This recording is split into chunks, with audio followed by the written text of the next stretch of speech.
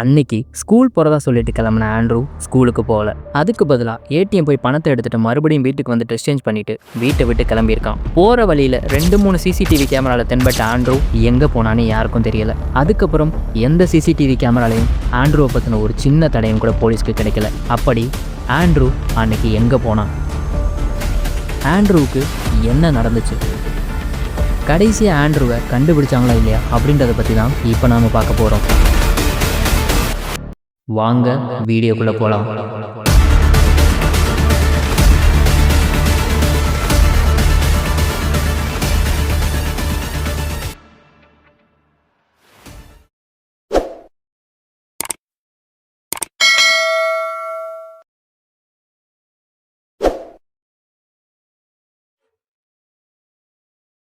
Andrew பால் காஸ்டன் ஜூலை 10, 1993 வெறும் 90,000 பேரை மட்டுமே பாப்புலேஷனாக கொண்ட இங்கிலாண்டில் இருக்க டான்காஸ்டர் டவுனில் பிறக்கிறாரு. ஆண்ட்ரூவோட அப்பா கெவின், அம்மா கிளெனிஸ், இவரோட சிஸ்டர் பேர் சார்லட். இந்த ஃபேமிலி டான்காஸ்டரில் நெய்பர்ஸோட ஒரு கம்ஃபர்டபுளான லைஃப்பை தான் வாழ்ந்துட்டு இருந்திருக்காங்க. ஆண்ட்ரூ ரொம்பவே காமான, அதிகமாக வெளியே போக விரும்பாத ஒரு பையன். அவரோட ஸ்கூலை பொறுத்த வரைக்கும் ஆண்ட்ரூ 100% அட்டண்டன்ஸ் ரெக்கார்டு இருக்கிற ஒரு ஹார்ட் ஒர்க்கிங் ஸ்டூடெண்ட். ஆண்ட்ரூவுக்கு ஸ்கூலில் ஒரு சில ஃப்ரெண்ட்ஸும் இருந்திருக்காங்க. ஆனால் அந்த ஃப்ரெண்ட்ஷிப்பை ஸ்கூலுக்கு வெளியே ஆண்ட்ரூ மெயின்டைன் பண்ணது ரொம்பவே ரேர் தானே அவங்க ஃபேமிலி மெம்பர்ஸ் மென்ஷன் பண்ணியிருக்காங்க. அது மட்டும் இல்லாமல் ஆண்ட்ரூ தனிமையை விரும்பக்கூடிய ஒரு ஆளுன்னு சொல்லியிருக்காங்க. அவனோட பிஹேவியர்ஸை பொறுத்த வரைக்கும் அமைதியான ஷையான பையனும், ஆனால் வயசுக்கு மீறின மெச்சூரிட்டி அவன்கிட்ட இருக்கதாகவும் அவனோட ஸ்கூல் டீச்சர்ஸ் மென்ஷன் பண்ணியிருக்காங்க. இந்த பக்கம் அவங்க அப்பா ஆண்ட்ரூ ஒரு இன்னசென்ட் பையனும், வெளியில இருக்க ஆபத்தை பத்தி பெருசா அவேர்னஸ் எதுவும் இல்லாத ஒரு ஆளுன்னு சொல்லியிருக்காங்க. அப்போ ஆண்ட்ரூக்கு 14 வயசு. ஆனா ஹைட்டு கம்மியா இருக்கிறதுனால பாக்குறதுக்கு 12 வயசு பையனோட தோற்றம் தான் இருந்திருக்கு. ஆண்ட்ரூக்கு ஆரம்பத்துல இருந்து விஷன் ப்ராப்ளம் இருக்கிறதுனால திக்கான கிளாஸை போட்டு அதை வழக்கமாகவும் வச்சிருந்திருக்கான். அதோட இடது காதோட கேட்கும் திறனும் கம்மியா தான் இருந்திருக்கு. அவனோட வலது காதுல மடிப்பு மாதிரியான ஒரு பர்த் மார்க்கும் இருந்திருக்கு. அப்பதான் 2007 சம்மர்ல லண்டன்ல இருக்க அவனோட பாட்டி வீட்டுக்கு தனியா டிராவல் பண்ணி போக சொல்லி அவங்க பேரண்ட்ஸ் சொல்லியிருக்காங்க. ஆனா அதுக்கு மறுத்திருக்கான் ஆண்ட்ரூ. ஸ்கூல் ரீஓப்பன் ஆனதுக்கப்புறம் ஆண்ட்ரூவோட பிஹேவியர்ல சில மாற்றங்களை அவங்க பேரண்ட்ஸ் நோட் பண்ணியிருக்காங்க. அதுல 2 முறை ஸ்கூல் பஸ்ல வீட்டுக்கு வர்றதுக்கு பதிலாக நடந்தே வீட்டுக்கு வந்திருக்கான். இதை கேட்கும்போது சாதாரண விஷயமா தான் தெரியும். ஆனா ஆண்ட்ரூவை பொறுத்த வரைக்கும் அவனோட டெய்லி ரொட்டீனை அவ்வளோ சீக்கிரம் மாற்ற ஆள் கிடையாது. அது மட்டும் இல்லாம ஸ்கூல்ல இருந்து வீட்டுக்கு வரணும்னா குறைஞ்சது 1.5 மணி நேரமாவது ஆகும். இதனால இந்த விஷயம் கேள்விப்பட்ட அவனோட பேரண்ட்ஸ் ரொம்பவே வருத்தப்பட்டாங்க.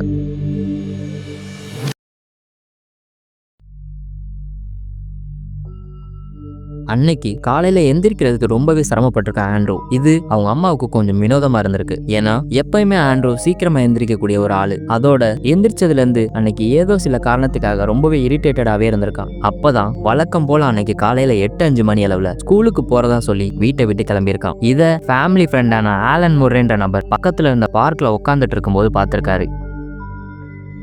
ஆனால் ஆண்ட்ரூ ஸ்கூல் பஸ் ஏறுறதுக்கு பதிலாக அங்கே இருக்க ஏடிஎம்ல அவனோட அக்கௌண்ட்ல இருந்த 214 பவுண்ட்ல இருந்து 200 பவுண்டை வித்ட்ரா பண்ணியிருக்கான்.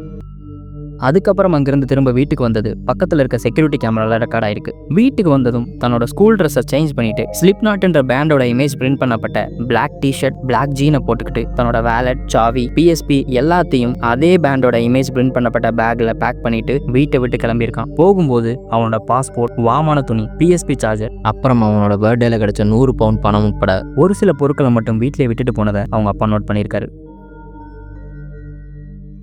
அங்கிருந்து சரியா 9:05 மணி அளவில் டான்காஸ்டர் ரயில்வே ஸ்டேஷனுக்கு போற வழியில இருக்க ஒரு சிசிடிவி கேமரால ஆண்ட்ரூ ரெக்கார்ட் ஆயிருக்கான்.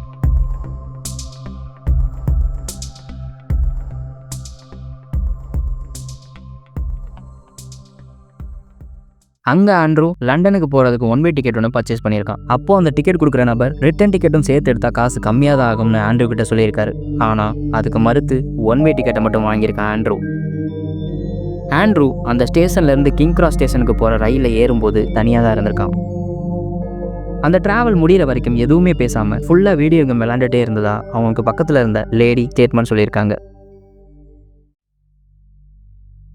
அன்னைக்கு ஆண்ட்ரூ அவனோட மார்னிங் கிளாஸஸ்லாம் அட்டன் பண்ணலன்னு தெரிய வந்ததுக்கு அப்புறம் தான் ஸ்கூல்ல இருந்து அவனோட பேரண்ட்ஸ்க்கு கான்டாக்ட் பண்ணியிருக்காங்க. ஆனா அவங்கள ரீச் பண்ண முடியல. இதனால சிச்சுவேஷனை எக்ஸ்பிளைன் பண்ணி அவங்களுக்கு மெசேஜாக ஸ்கூல்ல இருந்து அனுப்பப்படுது. துரதிர்ஷ்டவசமா அந்த மெசேஜ் வேற ஒரு ஃபேமிலிக்கு போய் சேர்ந்திருக்கு. ஏன்னா ஆண்ட்ரூவோட பேர்ல ஸ்கூல்ல கொடுக்கப்பட்ட ஃபோன் நம்பர் தப்பா இருந்திருக்கு. காலையில 11:20க்கு கிங் கிராஸ் ஸ்டேஷனை ரீச் ஆன ஆண்ட்ரூ மெயின் கேட் வழியா வெளியே போனது அங்க இருக்க கேமரால ரெக்கார்ட் ஆயிருக்கு. அதுதான் ஆண்ட்ரூ ரெக்கார்டான கடைசி ஃபுட்டேஜ்.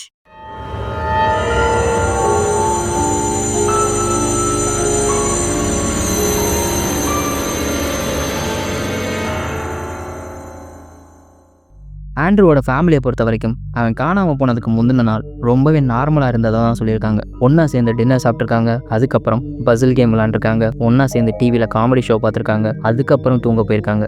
அன்னைக்கு ஆண்ட்ரூவோட பேரண்ட்ஸ் வேலை முடிஞ்சு வந்ததுக்கப்புறம் முதல்ல அவங்க வீட்டில் ஆண்ட்ரூ இல்லைன்றதே நோட் பண்ணலை. ஸ்கூல் முடிஞ்சு வந்து அவனோட ரூமில் ஹோம்ஒர்க் பண்ணிட்டு இருப்பான், இல்லை கேம் விளாண்டுட்டு இருப்பான் தான் அவங்க நினைச்சாங்க. நைட்டு சாப்பிட கூப்பிடும்போது தான் பையன் வீட்டில் இல்லைன்றதே அவங்களுக்கு தெரிய வருது. ஒருவேளை ஃப்ரெண்ட்ஸ் வீட்டுக்கு போயிருக்கலாம்னு நினைச்சு அவனோட ஃப்ரெண்ட்ஸ் எல்லார்கிட்டையும் கால் பண்ணி கேட்டிருக்காங்க. ஆனால் யாரும் ஆண்ட்ரூவை பார்க்கலன்னு சொல்லிடுறாங்க. அப்படி கால் பண்ணி பேசும்போது தான் அன்னைக்கு ஆண்ட்ரூ ஸ்கூலுக்கும் போகலைன்றது அவங்களுக்கு தெரிய வருது. இதனால பயந்து போன ஆண்ட்ரூவோட பேரண்ட்ஸ் நைட்டு 7 மணி அளவில் போலீஸ்க்கு கால் பண்ணி மிஸ்ஸிங் ரிப்போர்ட் ஒன்று ஃபைல் பண்ணுறாங்க. அது மட்டும் இல்லாம ஆண்ட்ரூவோட பேரண்ட்ஸும் அவனோட சிஸ்டரும் அவன் ரொட்டீனா ஸ்கூலுக்கு போற வழியிலையும் பக்கத்து ஏரியா முதற்கொண்டு எல்லா இடத்துலையும் தேட ஆரம்பிக்கிறாங்க. ஆனா அவங்களால எதையும் கண்டுபிடிக்க முடியல. மிஸ்ஸிங் ரிப்போர்ட் ஃபைல் பண்ணப்பட்ட 3 மணி நேரம் கழிச்சு ஆண்ட்ரூவோட போட்டோ, கான்டாக்ட் நம்பரோட பிரிண்ட் பண்ணப்பட்ட போஸ்டர்ஸ் ஊர் முழுக்க டிஸ்ட்ரிபியூட் பண்ணப்படுது. அந்த வாரம் முழுக்க வீட்டு பக்கத்துல இருக்க புதர் முதற்கொண்டு எல்லா இடத்துலையும் ஏதாவது எவிடன்ஸ் கிடைச்சிடாதான்னு தரவா தேடப்படுது. ஆனா அவங்களால எதையும் கண்டுபிடிக்க முடியல. ஆரம்பத்தில் ஆண்ட்ரூவோட ஃபேமிலிக்கும் போலீஸ் டிபார்ட்மெண்ட்டுக்கும் ஒரு சில கருத்து வேறுபாடுகள் இருந்திருக்கு. இதனால போலீஸ் அவங்க சைடு இல்லாம அவங்களுக்கு அகேன்ஸ்டா இருக்கதா அவங்க நினைச்சாங்க. போலீஸோட ஆரம்ப கட்ட இன்வெஸ்டிகேஷனும் ஆண்ட்ரூவோட ஃபேமிலியை ஃபோக்கஸ் பண்ணி தான் இருந்துச்சு. ஆண்ட்ரூவோட ஃபாதர் கெவின் தான் போலீஸோட பிரைம் சஸ்பெக்டா இருந்தாரு. போலீஸ் தன்னை சஸ்பெக்டா பாக்குறதுனால முழுசா டிப்ரெஷனுக்குள்ள போயிருக்காரு கெவின். ஏன் போலீஸ் அவரை சஸ்பெக்டா பாக்குறாங்கன்னு கெவினால புரிஞ்சுக்க முடியல. இந்த மாதிரி டீனேஜர்ஸ் காணாம போற கேஸ்லாம் ஃபேமிலி மெம்பர் சஸ்பெக்டா பார்க்கப்படுறது ஸ்டாண்டர்டான ஒரு ப்ரொசீஜர் தான். மேலும் இந்த சிச்சுவேஷன் அவரை தற்கொலை பண்ற அளவுக்கு தூண்டி இருக்கு. அப்பதான் ஒரு இன்டர்வியூல ஆண்ட்ரூ விஷயத்துல ஏற்பட்ட இந்த சிச்சுவேஷனால அன்னைக்கு தற்கொலை பண்ண முயற்சி பண்ணதாகவும், அப்போ அந்த வழியா வந்த நெய்பர் ஆலன் முரே சத்தம் கேட்டு உள்ள வந்து அவரை காப்பாத்தினதாகவும் கெவின் சொல்லியிருக்காரு. மேலும் போலீஸால நடத்தப்பட்ட இன்வெஸ்டிகேஷன்ல ஆண்ட்ரூ ட்ரெயின் ஏரியா அந்த டவுனை விட்டு போயிட்டதும் ஸ்டேஷன்ல 1 வே டிக்கெட் வாங்கிட்டு ரிட்டர்ன் டிக்கெட் வாங்காததும் தெரிய வருது. இது நமக்கு அன்யூஷுவலா இருக்கலாம், ஆனா ஆண்ட்ரூவோட பேரண்ட்ஸை பொறுத்த வரைக்கும் இது யூஷுவலான ஒண்ணுதான். ஏன்னா ஆண்ட்ரூவுக்கு லண்டன்ல கொஞ்சம் வேற தெரியும், அதனால அவனுக்கு தங்க இடம் கிடைக்கிறதுல எந்த சிரமமும் இருக்காதுன்னு தான் அவங்க அப்பா சொல்லியிருக்காரு. அது மட்டும் இல்லாம அவங்க பாட்டி வீடும் அங்கதான் இருந்திருக்கு. ஆண்ட்ரூவோட பேரண்ட்ஸ் லண்டனுக்கு போய் அங்கே இருக்க பப்ளிக் பிளேசஸ் எல்லாத்துலேயும் ஆண்ட்ரூவோட மிஸ்ஸிங் பர்சன் நோட்டீஸை டிஸ்ட்ரிபியூட் பண்ணி தேட ஆரம்பிக்கிறாங்க. அதே நேரம் இந்த கேஸில் இன்வால்வ் ஆன ஆஃபீஸர்ஸ் டிரான்ஸ்போர்ட் போலீஸ் ஆஃபீஸர்ஸை கான்டாக்ட் பண்ணி ஆண்ட்ரூவோட ஃபுட்டேஜ் ஏதாவது ரயில்வே ஸ்டேஷன்லேருந்து கிடைக்குமான்னு கேட்டிருக்காங்க. ஆனால் துரதிருஷ்டவசமாக அவங்களால ஆண்ட்ரூ அங்கே லொக்கேட் பண்ண முடியல. அங்கேருந்து சரியா 3 வாரம் கழிச்சு இன்வெஸ்டிகேஷன் ஆஃபீஸர்ஸ் நேராக அந்த ரயில்வே ஸ்டேஷனுக்கு போய் ஆண்ட்ரூவோட ஃபுட்டேஜ் கிடைக்குமான்னு தேடி பார்த்துருக்காங்க. அப்போதான் அவங்களுக்கு ஆண்ட்ரூவோட ஃபுட்டேஜ் கிடைக்குது.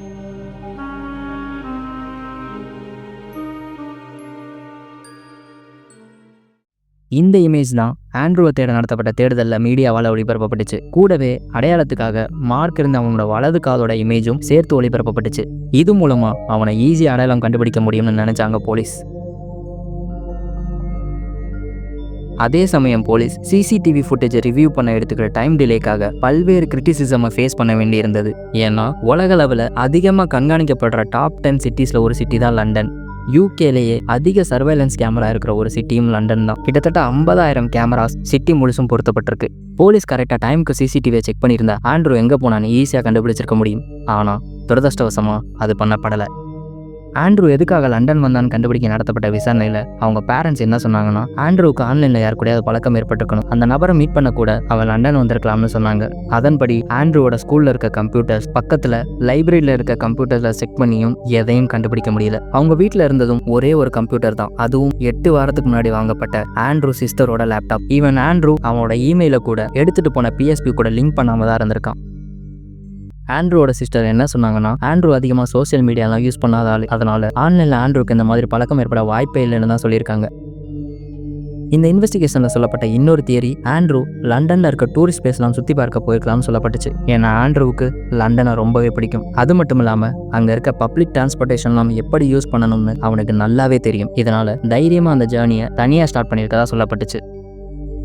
அது மட்டும் இல்லாமல் அந்த டைம் யூடியூப் ஈவெண்ட் ஒன்று அந்த சிட்டியில் நடந்திருக்கு. அதுக்காக கூட ஆண்ட்ரூ அங்கே போயிருக்கலாம்னு கெவின் போலீஸ் கிட்ட சொல்லியிருக்காரு. ஆனால் ஆண்ட்ரூ அந்த ஈவெண்ட்டுக்கு போனதுக்கான எந்த எவிடன்ஸும் இல்லை. ஆண்ட்ரூ ஒரு சில மியூசிக்கல் பேண்ட்ஸுக்கு ஃபேனாக இருந்திருக்கான். அதில் 2 கான்சர்ட் லண்டனில் இருந்திருக்கு. அதில் ஒன்று தான் 30 Seconds to Mars. இந்த கான்சர்ட் ஆண்ட்ரூ காணாமல் போன அன்னைக்கு நைட்டு தான் நடந்திருக்கு. இன்னொன்று த ஸ்கிஃப். இந்த கான்சர்ட் கொஞ்ச நாள் கழிச்சு ஸ்கெடியூல் பண்ணப்பட்டிருக்கு. இந்த ஸ்கிஃப் கான்சர்ட் லீட் சிங்கர்ஸ் பல பேர் கலந்துக்கிற ஃபேர்வெல் ஷோ மாதிரியான கான்சர்ட். இது ஒரு யூனிக்கான ஈவெண்ட்டும் கூட. அதனால இந்த கான்சர்ட்டை பார்க்க கூட ஆண்ட்ரூ டிராவல் பண்ணி வந்திருக்க நிறைய பாசிபிலிட்டிஸ் இருந்திருக்கு. இதனால போலீஸ் அந்த கான்சர்ட்டுக்கு வந்த எல்லார்கிட்டையும் அன்னைக்கு எடுத்த வீடியோ இல்லை ஃபோட்டோஸ் ஏதாவது இருந்தால் அத்தாரிட்டிஸ்க்கு அனலைஸ் பண்ண அனுப்ப சொல்லி கேட்டிருக்காங்க. ஆனால் அதுலேயும் அவங்களுக்கு எதுவும் கிடைக்கல. ஆண்ட்ரூக்கு பிடிச்ச இன்னொரு பேண்டு தான் ரின். அந்த பேண்டோட கான்சர்ட்டும் அந்த டைம் அங்கே நடந்திருக்கு. ஆனால் அந்த கான்சர்ட்டுக்கு இன்வைட் பண்ண ஆளுங்க தான் கலந்துக்க முடியும். அதை தவிர அதை அட்டன் பண்ண ஒரே ஒரு வழி கான்டெஸ்ட்டில் வின் பண்ணுறது மட்டும்தான். அப்படி இல்லாட்டி டிக்கெட்டை கிவ் அவேவாக வாங்கியிருக்கணும். இதனால் போலீஸ் என்ன பண்ணுறாங்கன்னா, அந்த பேண்டோட உதவியோட ஆண்ட்ரூ அந்த டிக்கெட்டை வின் பண்ணியிருக்க பாசிபிலிட்டிஸ் இருக்கான்னு செக் பண்ணுறாங்க. ஆனால் இந்த தடவையும் அவங்களால எதையும் கண்டுபிடிக்க முடியல. இந்த மாதிரி எல்லா பாசிபிலிட்டிஸும் அனலைஸ் பண்ணப்பட்டுச்சு. ஏன்னா இது எல்லாமே ஆண்ட்ரூவோட ட்ரீமாக இருந்ததா கெவின் போலீஸ்கிட்ட சொல்லியிருக்காரு.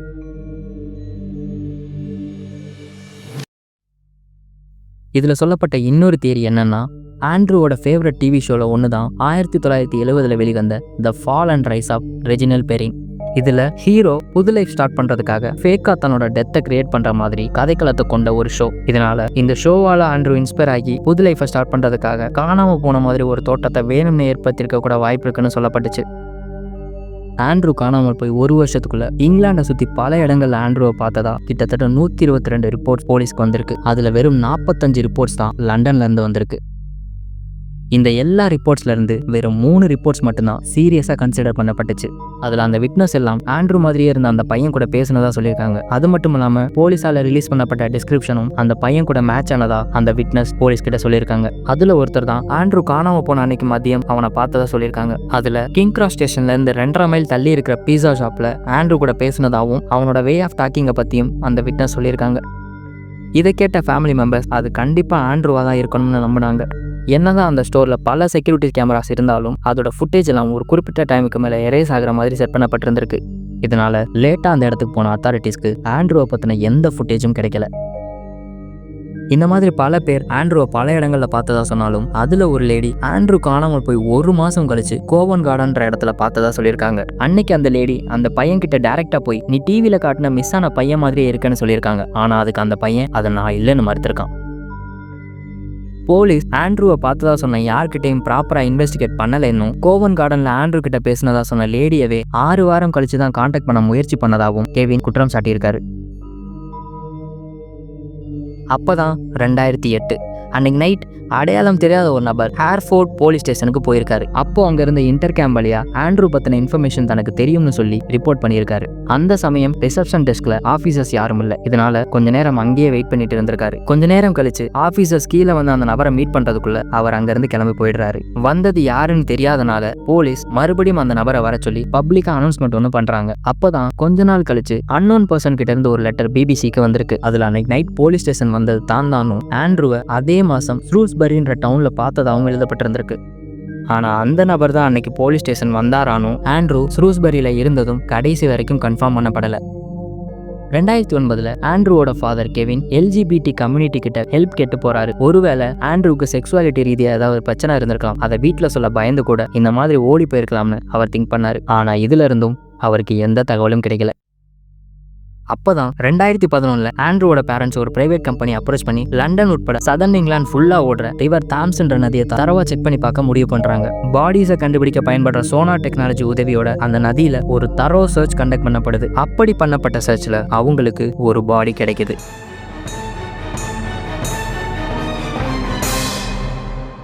ஆனா அது ஆண்ட்ரூவோட பாடி கிடையாது.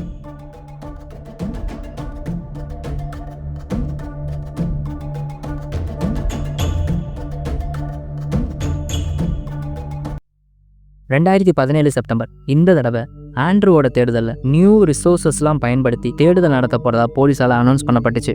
அதுல ஆண்ட்ரூ போட்டிருந்த லென்ஸ் மாதிரியே வேற யாரெல்லாம் லென்ஸ் வாங்கியிருக்காங்களோ அவங்கள ட்ராக் பண்றது, ஆண்ட்ரூவோட பேர்ல பாஸ்போர்ட், ஐடி, ஹெல்த் ரிப்போர்ட்னு டாக்குமெண்ட் இஷ்யூ பண்ண சொல்லி ரெக்வஸ்ட் ஏதாவது வந்திருக்கான்னு தேட ஆரம்பிக்கிறாங்க. என்ன பண்ணியும் ஆண்ட்ரூவை பத்தின ஒரு சின்ன தடையும் கூட அவங்களால கண்டுபிடிக்க முடியல. டிசம்பர் 2021 வரைக்கும் இதே நிலைமை தான் இந்த கேஸ்ல நீடிச்சிச்சு. அப்பதான் 38 மற்றும் 45 வயசுடைய 2 பேர் கிட்னாப் மற்றும் ஹியூமன் டிராபிகிங் பண்ணதுக்காக போலீஸால அரெஸ்ட் பண்ணப்பட்டிருந்திருக்காங்க. ஒருவேளை அவங்க கூட ஆண்ட்ரூ காணாம போனதுக்கு காரணமா இருக்கலாம்னு அவங்க கிட்ட இருந்து பல மாசமா பல டிவைசஸ் சீஸ் பண்ணப்பட்டு அனலைஸ் பண்ணப்பட்டிருக்கு. ஆனா அதுல இருந்து எந்த தகவலும் அவங்களுக்கு கிடைக்கல. இதனால 2023 செப்டம்பர்ல அந்த 2 பேரும் ரிலீஸ் பண்ணப்பட்டு அவங்க மேல போடப்பட்ட எல்லா சார்ஜஸும் டிராப் பண்ணப்பட்டிருக்கு. அத்தாரிட்டிஸ் இந்த 2 பேரும் எந்த இல்லீகல் ஆக்டிவிட்டீஸ்லயும் ஈடுபடலைன்னும் அவங்களுக்கும் ஆண்ட்ரூ காணாம போனதுக்கும் எந்த தொடர்பும் இல்லைன்னு தான் சொல்லியிருக்காங்க. மேலும் இதுதான் ஆண்ட்ரூ கேஸ்ல அத்தாரிட்டிஸால ரிலீஸ் பண்ணப்பட்ட கடைசி அப்டேட்.